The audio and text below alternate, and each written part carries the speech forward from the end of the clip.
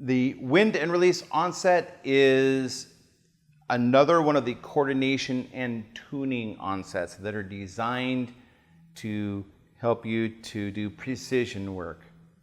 As the name of this onset seems to imply, wind, this is the primary onset for respiration, for fixing problems in your singing that need respiration.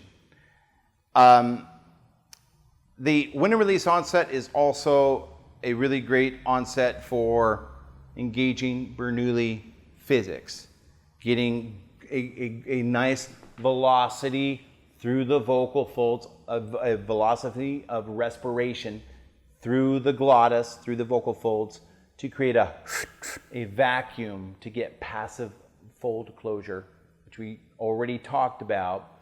The wind and release onset is really great for that. Let's take a look at the musculature and coordination benefits of the wind and release onset.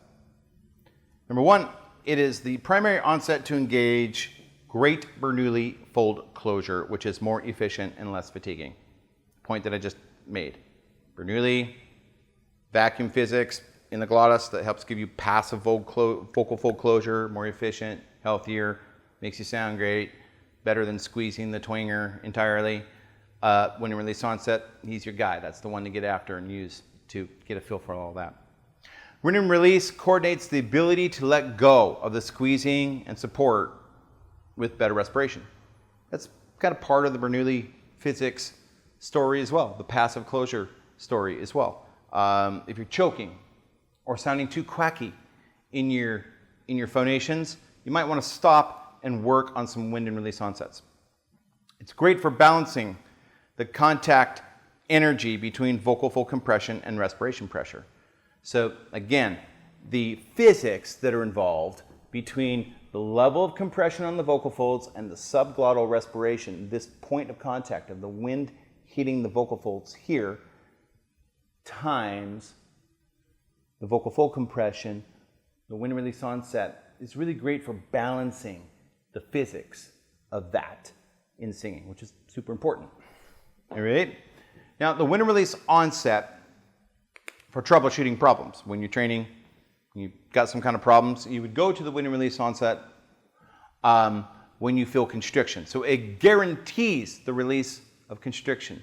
Because the wind and release onset is characterized by an open glottis, that there's wind or respiration that comes through, it's used to take away the constriction and the choking. So when you're training and practicing and you get to your passaggio and you feel like maybe you're squeezing too hard or it sounds too quacky, you can stop, go to your keyboard and go to a wind and release onset to release that constriction and encourage passive fold closure with Bernoulli physics and get better vocal fold closure and keep going.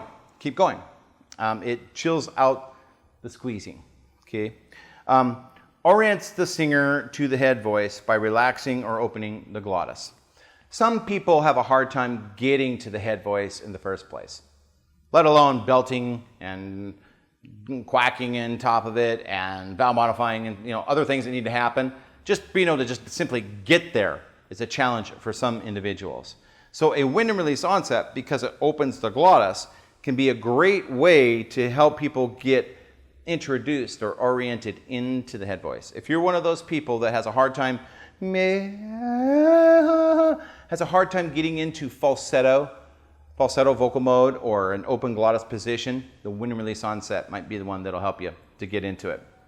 It would be what I would recommend if you were my student and couldn't get in your head voice. I'd probably say, okay, let's try a wind and release onset and see if we could open that glottis and get rid of that choking so that you can get into a new position, a whole new environment.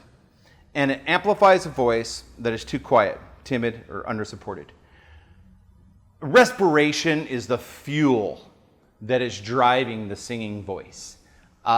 It's the energy source the primary energy source that's driving the singing voice. So wind and release onset is really great for encouraging respiration, which will help you to amplify and get a bigger, stronger voice.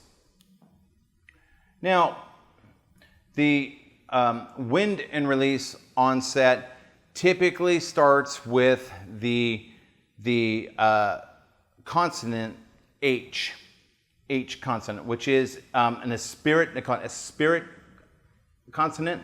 That means it's windy, open gloss position. So if you put an H in front of any of your training vowels, you will have a wind and release onset. And this table, the acoustic mode onsets that use wind and release, are some examples of how we would put an H in front of different vowels, all right?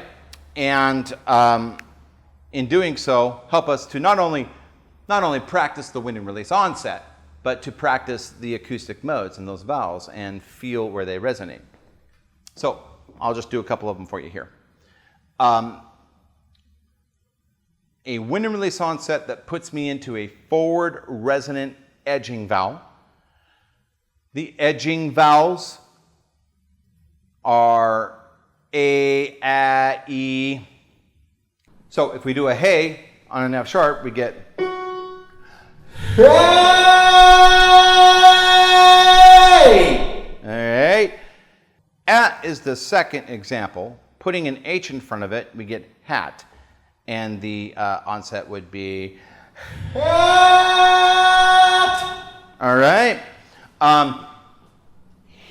He would be the narrowed vowel E. Ha. Let's try a different note. Ha. Yeah. Ha.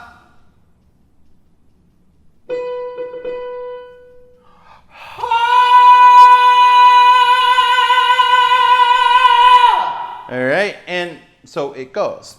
So putting an H in front of any of your training vowels is the way to practice the wind and release onset, and that is to say you can put them in front of any vowel.